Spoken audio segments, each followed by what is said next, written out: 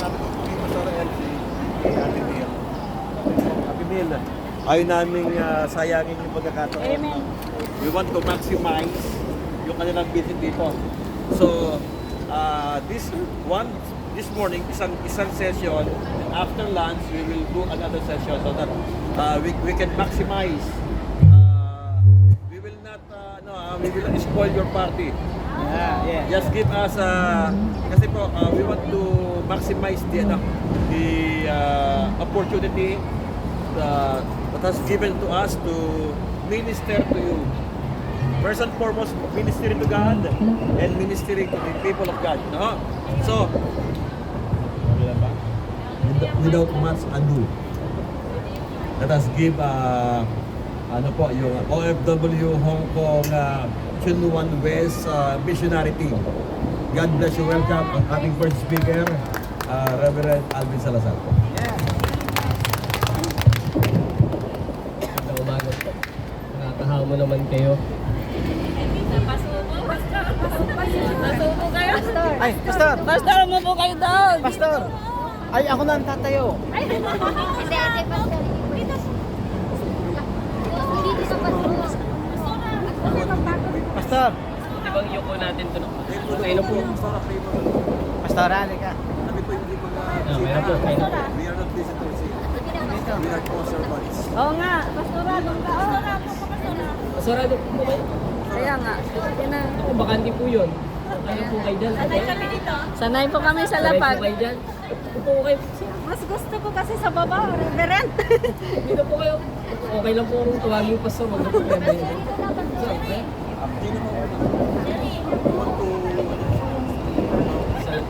Salamat po sa inyo. Dito tayo dalawa. Nakakahamo naman ang inyo pong ministry dito po sa Chunwan. Ano? Na kahit na ilang beses tinataboy ay patuloy na Masaya pa rin. Masaya pa rin. Amen. patuloy sa Panginoon. Ganyan talaga yung pagka may pressure, yung pananampalataya talaga natin hindi minsan accepted ng marami. Pero sa kabila noon, we are truly serving the Lord. Magpapatuloy tayo kahit anong nangyari. Ano po.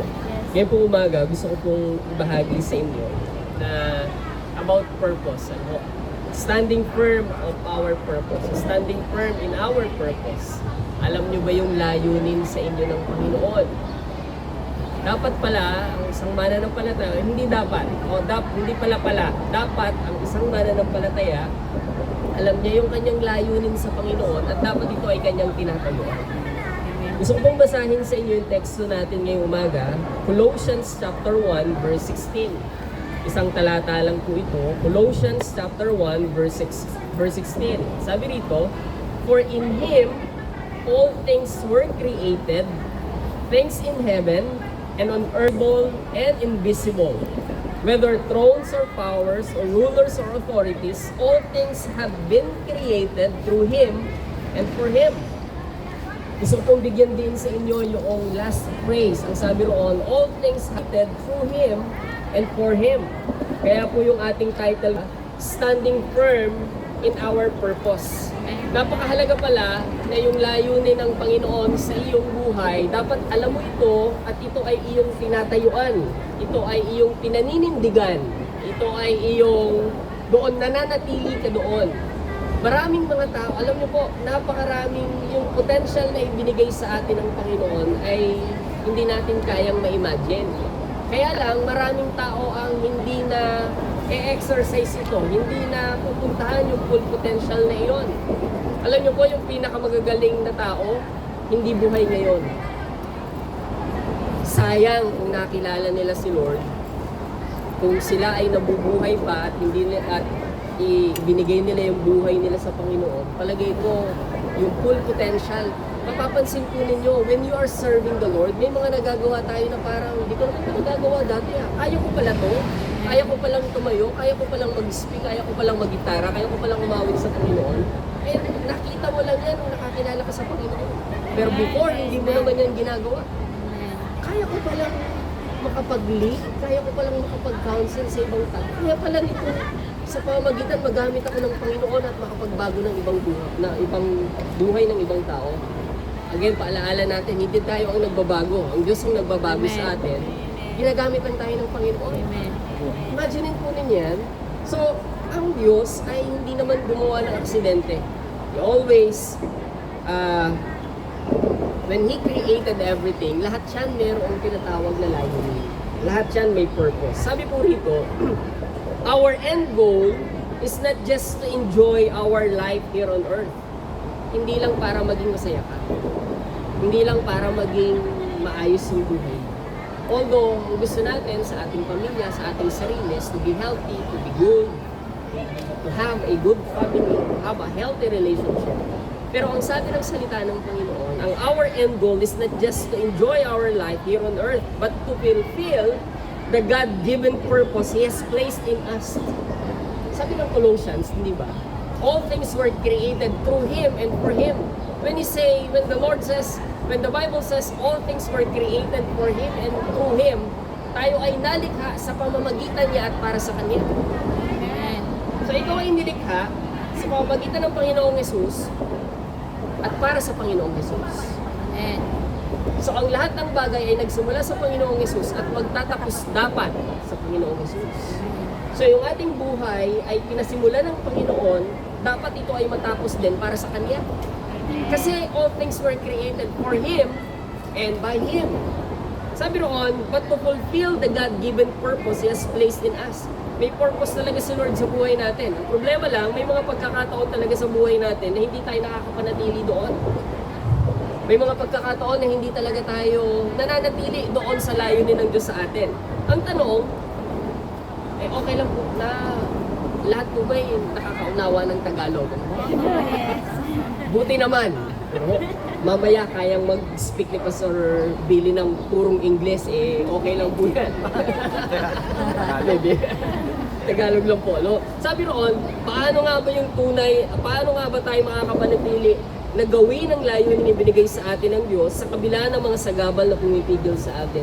Although God created us for Him, pero may mga pagkakataon talaga, maraming mga tao ang hindi napupulfill yung God-given talents na mayroon tayo. Yung purpose na mayroon tayo. Pero ang tanong, how can we do it? Paano natin dito gagawin? Paano tayo mananatili sa kabila ng maraming pumipigil? I would like to share to you 3 P's. Tatlong letter P. Para mabilis nating maunawaan. Number 1, perceive. When we say perceive, unawain. Unawain mo. So in other words, understand God's purpose. Perceive. Kailangan mo palang unawain sa buhay mo. Kailangan mong maunawaan na ang Diyos talaga may layunin sa iyong buhay. Sabi ng Ephesians chapter 2 verse 10, for we are God's handiwork. Sa ibang salin, masterpiece. When you say masterpiece, for we are God's masterpiece. Imagine mo, sa lahat ng nilikha ng Panginoon, ikaw ang masterpiece ng Diyos. Obra maestra ng Panginoon. Sabi roon, for we are God's handiwork created in Christ Jesus to do good works which God had prepared in advance for us to do. Meron siyang ibinigay, nilikha niya tayo, pero meron siyang gustong makita sa atin. Itong bagay na yon, in Christ Jesus, to do good works. Now, yung to do good works na iyan, parang general. Ano ba yung good works na binabanggit yan? Which God prepared in advance for us to do. Doon pumapasok yung word na purpose. Doon pumapasok yung we are created in Christ Jesus to do good works. Doon pumapasok sa good works na papaloob yung tinatawag na purpose, na layunin. Tayo ay nilikha ng Diyos na obra maestra sa pamamagitan ng Panginoong Hesus. At dahil nilikha niya tayo, meron siyang gustong makita sa atin to do good works. Doon sa to do good works na yun, napapaloob yung tinatawag na layunin mo sa iyong buhay. Layunin ng Diyos sa iyong buhay. Alam niyo po ba, na ang Diyos ay hindi naman nagkamali nung tayo ay nilikha. Wala namang pagkakamaling ginawa ang Panginoon. Siguro may mga pagkakataon lamang na iba't iba yung ating karanasan. Pero if we look back, makikita natin na yun somehow ginawa ng Panginoon na preparasyon kung nasaan tayo ngayon. Somehow, iba sa atin nakaranas ng smooth na buhay simula nung bata. Siguro ang iba sa atin mapait yung pinagdaanan ng bata. Pero until now, nung nandito ka na, trabaho ka na, nakakilala ka na sa Panginoon, when you look back, Lord, salamat. Kasi kung hindi mo pinadaan sa akin yung mga bagay na yun, hindi ako magiging matatag ngayon. Nagiging maayos ang pagtingin natin sa mga bagay-bagay, it's because God redirected our life.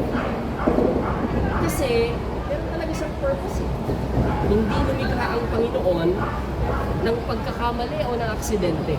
Sabi rito, ang layunin na mayroon tayo ay hindi gawa-gawa lamang para tayo ay pakilusin. Hindi dahil, oy, dapat ang buhay mo, gamitin mo yan ha. Kaya kung minsan, somehow, people will manipulate us. At nakakalungkot, even na tayo ay nakakilala sa Panginoon, some people use that kind of term or some authority to manipulate our lives. Or ikaw ha, kilala ka sa Panginoon, dapat gamitin mo yan. Somehow, parang oo nga, no? Pero actually, hindi yon para lang pakilusin tayo. Hindi yon para lang tayo ay puwersahin. But that purpose is divinely appointed in our lives. Sabi roon, hindi tayo nilikha ng walang dahilan. Tandaan niyo po yan. Bakit kayo naandito? Kung bakit kayo ay nagsasama-sama? Kung bakit kayo ay nananatili sa paglilingkod sa Panginoon? Dahil may dahilan ng Panginoon. May dahilan ang Diyos. Amen. Every person is crafted by God with a unique role in advancing His kingdom. Although, parang sa tingin natin, parang pare-pares yung ginagawa natin. Pero actually, we have the different roles. Alam niyo po ba, even yung ating fingerprint, hindi magkakaparehas. Kahit yung ating pong mga, may nakita kayong twin, mga kambal, identical kung minsan. Parang magkamukha, pero actually, hindi po yan magkakatulad. Sa fingerprint pa lamang. May kambal. May kambal po ba dito? Ano? Yan, kambal. Identical po ba kayo? Identical twin, ano mo? Kasi may mga kambal na parang hindi naman sila magkamukha pero kambal sila. And hindi ko alam kung anong tawag dun sa term na iyon. Pero may tawag na identical twin na talagang magkaparehas na magkaparehas. Pero actually, pag tinignan niyo po yung mga fingerprints natin, hindi po yan magkaparehas. Sabihin, ang Diyos ay gumawa. God, every person is crafted by God with a unique role in advancing His kingdom. Isang dahilan kung bakit tayo nilikha ng Panginoon. Kasi meron siyang nais ipagawa sa atin. Nangangahulugan ang bawat sa atin ay tinawag upang may gampanan individually. Merong dapat na tinatayuan, sinisimulan, ano ho? At maging bahagi ng mas malawak na misyon ng katawan ng Panginoong Yesus, ang Iglesia, na ibigin ng Diyos ang higit sa lahat at paglingkuran siya sa pamagitan ng paglilingkod sa iba. Alam po ninyo, tayo ay nilikha ng Panginoon, not just to enjoy our life, but first and foremost to serve the Lord and to serve other people. We have the greatest commandment. Love the Lord your God with all your heart, with all your soul, with all your mind. And then love your neighbor as yourself. How can you love your neighbor as yourself if you do not truly love the Lord? Kasi ang connection talaga, mga kapatid, ay pag minamahal mo ang Diyos ng buo, kaya mo rin mahalin yung ibang tao. At alam niyo po, when we belong to the family of God, kung tayo ay nakakilala sa Panginoon, somehow napupulfill mo unti-unti yung purpose. Pinapakita sa iyo ng Diyos, unti-unti. Clarify, redirect yung atin pong buhay papunta doon sa God's purpose. Doon po sa layunin ng buhay na ibinigay ng Panginoon sa atin. Imagine po ninyo, you have to understand, it's the number one thing para makapanatili at makapagpatuloy tayo sa paglilingkod sa Panginoon. You have to understand God's purpose on us. Marami po ang nagsasabing ay nilikha ako ng Panginoon, pero ang katotohanan, hindi talaga tunay na nauunawaan ang buhay na meron sa Panginoon.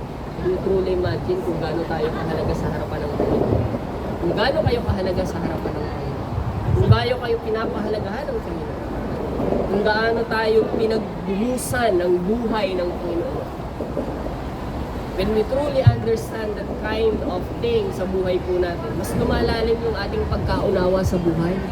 Mas nagiging malawak at mas lalong nagiging mas matalino yung ating pamumuhay at paglilingkod sa Panginoon. Mas naibibigay mo ng todo yung iyong buhay at paglilingkod sa Panginoon when you truly understand God's purpose in your life, in our life. Kaya ang tanong alam niyo po, isang bagay na makikita natin, look at Moses. Si Moses, hindi niya talaga, ang dami niyang excuses kung siya po ay tinawag ng Panginoon. Naintindihan ni Moses ang kanyang layunin nang tawagin siya ng Diyos para iligtas ang mga Israelita sa pagkaalipin. Napakarami pa ngang excuses ni Moses. Sabi pa nga ni Moses, ano pong sabi niya? Panginoon, di ko kaya yan. Panginoon, utal po ang aking dila. Ang sabi ng Panginoon, sino ba gumawa ng dila mo? Panginoon, hindi ko po kayang magsalita. Sasamahan ko sa iyo si Aaron.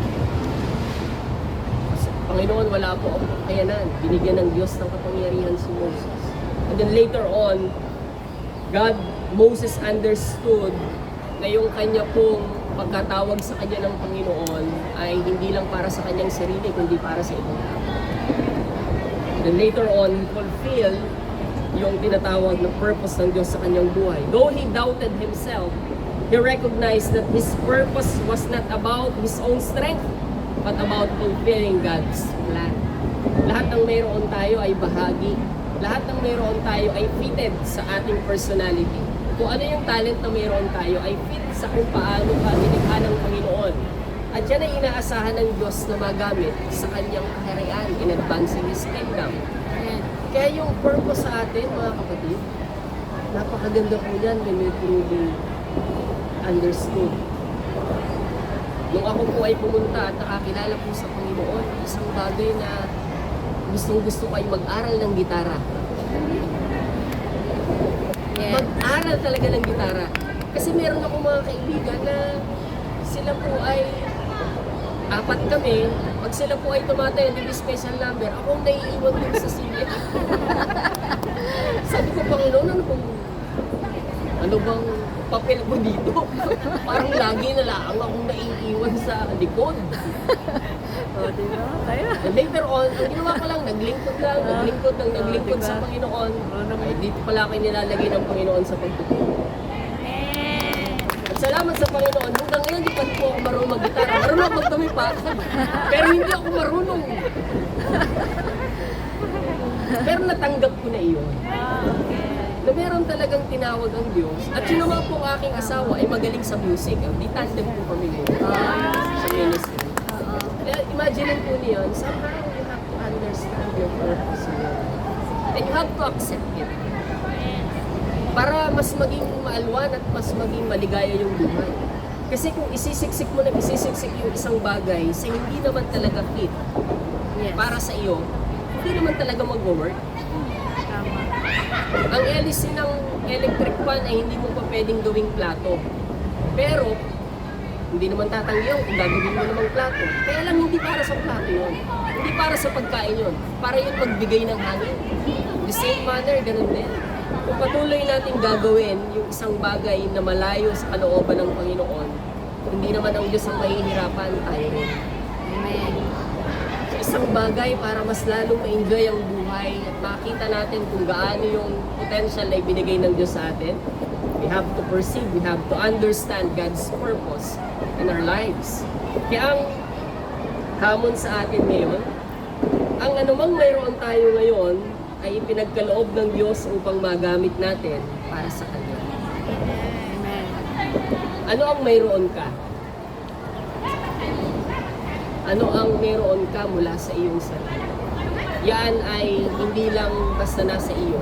Kung hindi yan ay ibinigay ng Diyos para magamit mo para sa Kanyang kaharian at para sa Kanyang kaluwalhatian. Ano ang mayroon ka para mabigyan mo siya ng karangal? Siguro hindi ka magaling kumanta katulad ng iba. Siguro some of you are desiring sila marunong mag-gitara, sana ako rin. Sila ang galing kumanta, sana ako rin. Siguro meron kayong desire na ganoong bagay. At hanggang ngayon, parang hindi mo makita ang sarili mo. Gusto kong matuto pero parang hindi ako marunong mag-gitara at hindi talaga para sa akin ang music. Baka nga iba. Baka nga meron pang ibang gusto ko pinagagawa sa iyo siguro. How you have to understand. Ang mahalaga, nandyan ka at magpatuloy kang maglingkod sa Panginoon. Time will come. The Lord will give you the opportunity to serve Him more according to the purpose that He has placed in your life. So, number one, perceive, unawain mo. Pangalawa, kung ito yung naunawaan na, you have to pursue it. That's number two, letter P. Pursue. When we say pursue, press on with faith and focus. Kung ito yung naunawaan na, kailangan mo naman itong ipagpatuloy. Huwag mo lang basta naunawaan. Huwag ka lang basta nakatingin. But you have to step. Sabi ni Apostol Pablo, I press on toward the goal. Brothers and sisters, I do not consider myself yet to take hold, have to take a hold of it. But one thing I do, forgetting what is behind and straining toward what is ahead. Nagbibigay siya ng hint. I press on toward the goal to win the prize for which God has called me heavenward in Christ Jesus. Ibig sabihin, ang sinasabi ni Apostol Pablo, hindi dahil sa naabot ko na ang lahat ng bagay. Ang ginagawa ko ay nagpapatuloy ngayon. I press on toward the goal. Naunawaan niya kung ano yung pagkatawag sa kanya ng Panginoon. Naunawaan niya yung purpose ng kanyang buhay. At hindi lang basta sa naandoon. Siya ay nagpatuloy. I press on toward the goal to win the prize. Ano yung kanyang prize? Heavenward. Alam niyo po, yung ginagawa naman natin dito sa lupa para sa Panginoon, ang tunay na reward niyan wala dito sa lupa.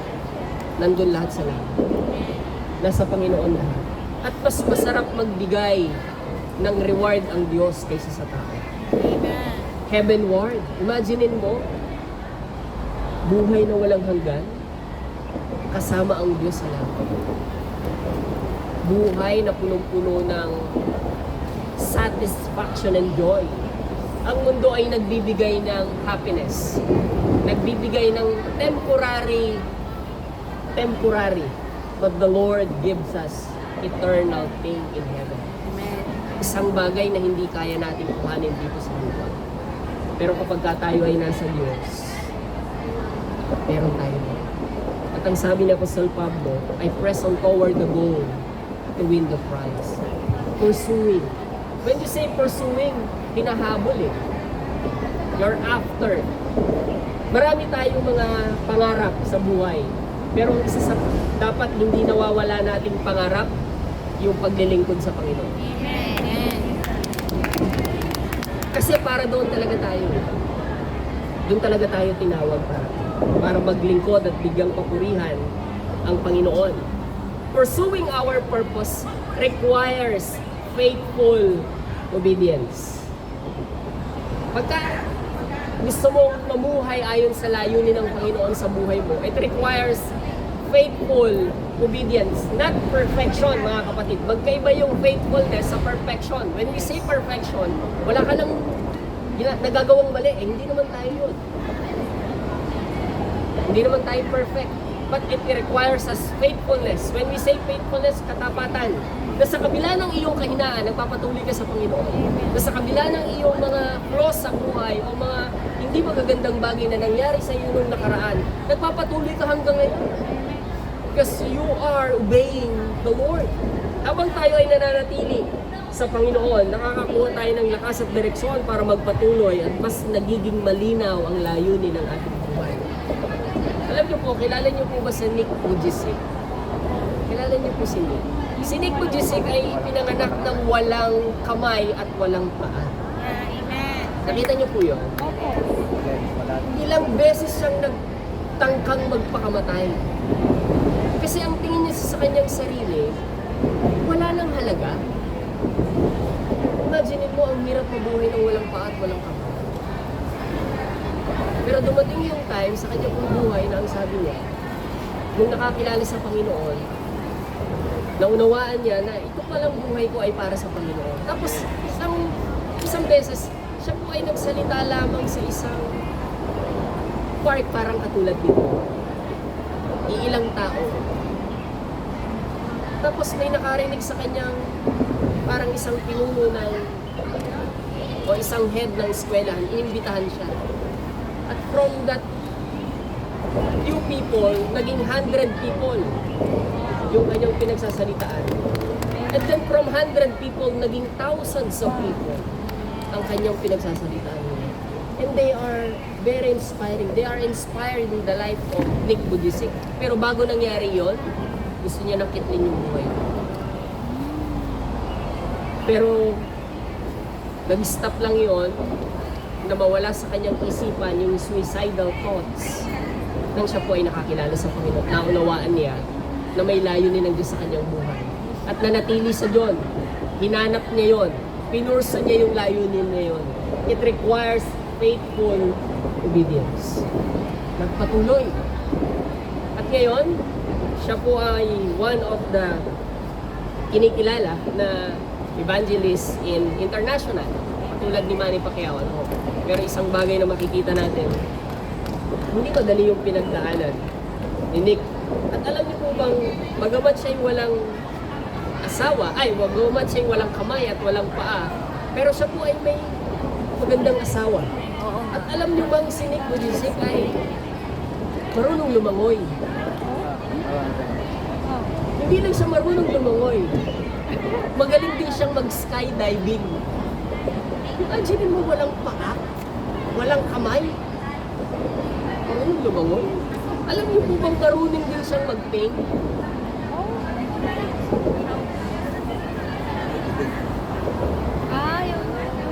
Paano niya nagagawa yung bagay na yan? Kasi, naunawaan niya, nung siya'y nakakilala naman sa Panginoon, hindi naman siya binigyan ni Lord ng kamay at paa eh. Pero binigyan siya ng bagong isipan at bagong puso. At simula doon, nakita niya na yung buhay ay maganda sa paglilingkod sa Panginoon. Ginamit niya yon kahit sa maliit na potential na yon. Imaginin mo, naging gems, naging mahalagang yung kanyang buhay na buhay niya ngayon ay naging mas makapangyarihan at mas naging kapaki-pakinabang hindi lamang sa kanyang pamilya kundi sa maraming tao. Imaginin po ninyo, your life can be like Nick Amen. sa maraming pagkakataon. Amen. Alam natin, while we are pursuing our purpose, maraming sagabal sa pagtupad ng ating layunin. Pero dapat nating piliin ang magpatuloy na tumingin at maglingkod sa Panginoong Jesus. Paul pursuing sa kabila ng kanya pong beatings, sa kabila ng imprisonment, sa kabila ng rejection, he always fulfill and require he is faithful.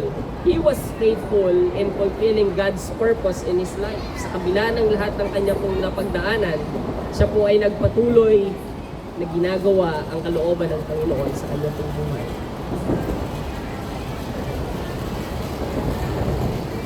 Ang challenge sa atin, alam mo na yung purpose ng buhay mo, ano yung pumipigil para sa iyo.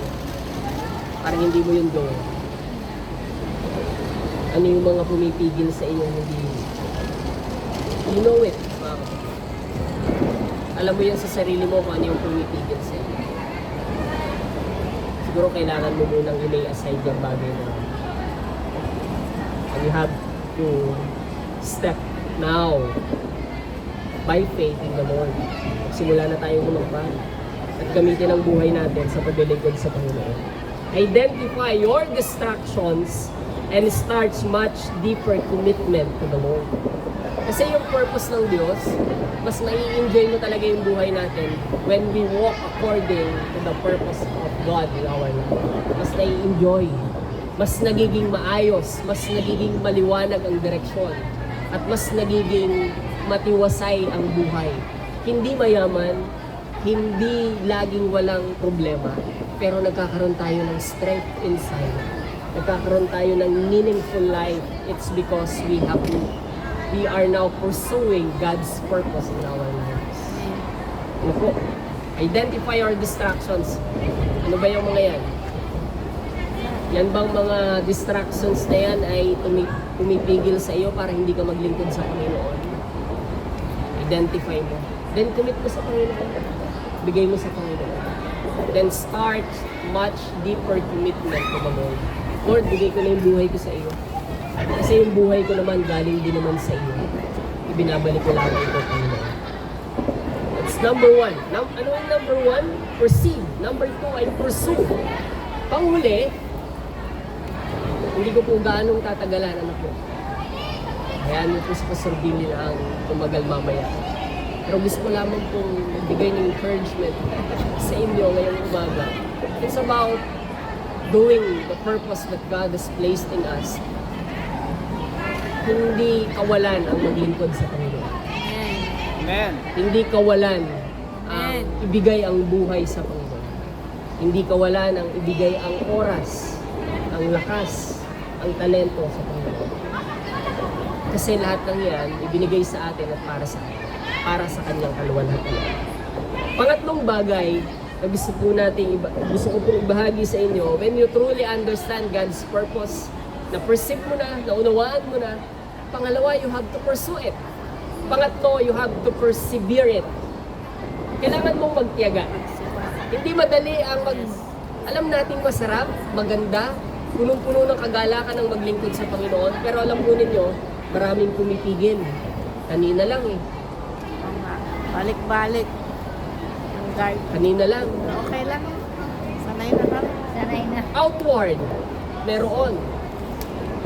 Pero mas minsang grabe yung inward pressure na pumipigil sa iyo. And somehow, yung mga bagay na iyan ang nagpapahinto sa ating paglilingkod sa Panginoon. Isa nakakita mo, ang ganda palang maglingkod sa Panginoon. Gusto mo na maglingkod, nakapagsimula ka ng maglingkod. Pero habang ginagawa mo yon, ang daming challenges na pumipigil sa iyo, tinahata ka pabalik. Kaya isang bagay para makapanatili ka at makapag-walk ka sa purpose ng Diyos sa iyong buhay. Number one, perceive. Number two, pursue. Number three, persevere. When we say persevere, persist through trials and difficulties. When we say persist, maging persistent na kahit mayroong dumarating na trials and temptations or difficulties sa iyong buhay, you have to stay calm and compose. When you say compose, mananatiling nakatayo. Para bang katulad ng puno na binabayo ng bagyo, pero nanatiling nakatayo.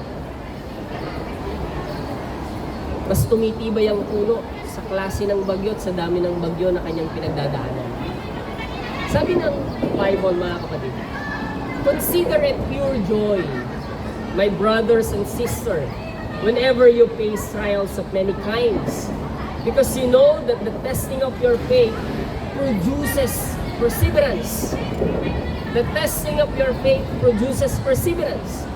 Let perseverance finish its work so that you may be mature, complete, not lacking in anything. Isang bagay talaga, mga kapatid. Masarap ang maglingkod sa Panginoon.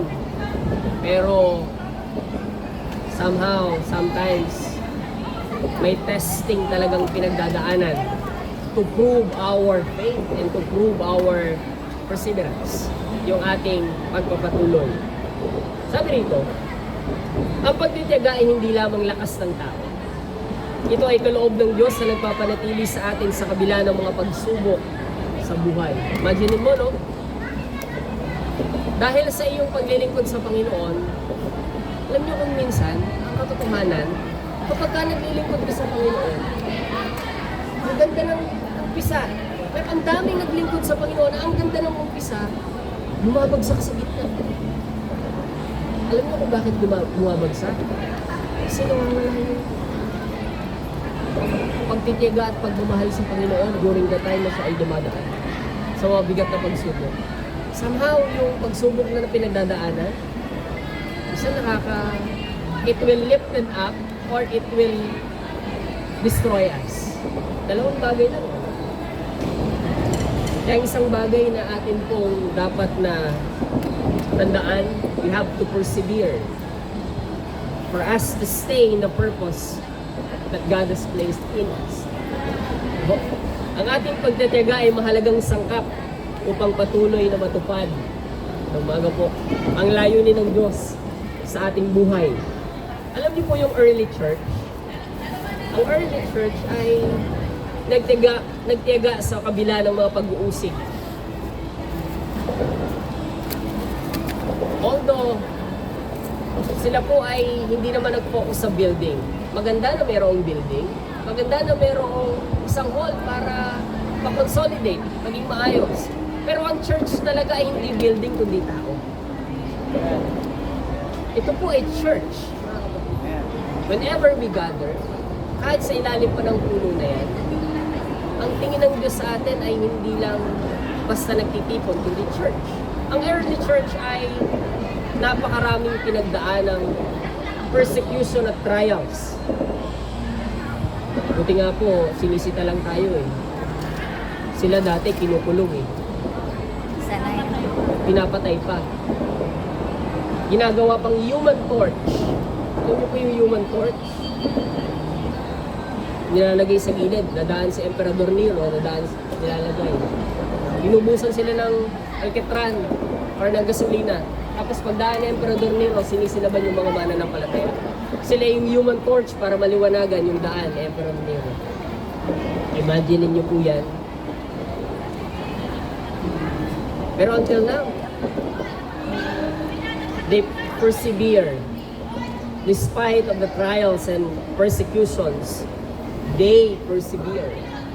They stand firm. They stood firm in their purpose to make disciples even when their lives were at risk. Ahapon, nakuskus. Ang church po talaga mga kapatid ay hindi talaga yan magbilis. Somehow, sometimes we encounter challenges outside and inside. Pero sa kabila noon, we must look at the Lord, tumingin sa Panginoon, magpatuloy sa paglilingkod sa Panginoon. Kasi wala namang maghahantungan ang lahat ng bagay na ginagawa natin. Kundi sa Panginoon Diyos na. We have to persevere. Sabi rito, huwag tayong mainip. Huwag tayong mainip. Minsan, siguro, may mga pagkakataon na sa ngayon, talagang tayong lahat ay mainit na excited tayong pumunta kahit sa ganitong bagay. Pero sometimes, hindi ko alam kung naramdaman ito ni Ate Nil nung siya'y nagsosolo ng Panginoon. Meron pa ba? Meron pa ba itong magandang ginagawa ko? Solo ako lagi. Minsan napapanood ko yun sa Pilipinas eh. Nagigitara, solo lang siya eh. Pero alam po ninyo, pag dahil naunawaan mo yung purpose ng Panginoon sa buhay mo, magpapatuloy ka eh. Ganun din. Kung tayo ay namuuna at kayo ay binuuna ng Panginoon, kung tayong mainit, marami pang papagawang mabuti at magandang bagay ang Diyos sa buhay. Ang kailangan lang ay maglingkod at patuloy na maglingkod sa Panginoon. Because our efforts in the Lord are not wasted. Ulitin ko po, our efforts in the Lord are not wasted. Hindi sayang. Hindi yan parang inilalagay sa basurahan pagkatapos. Ito po ay nananatili at ang buhay ay at ang reward niyan ay pangwalang hanggan. Manatiling maglingkod. Magpatuloy, maging matiga sa pagtupad ng layuning itinalaga ng Diyos sa ating pong buhay.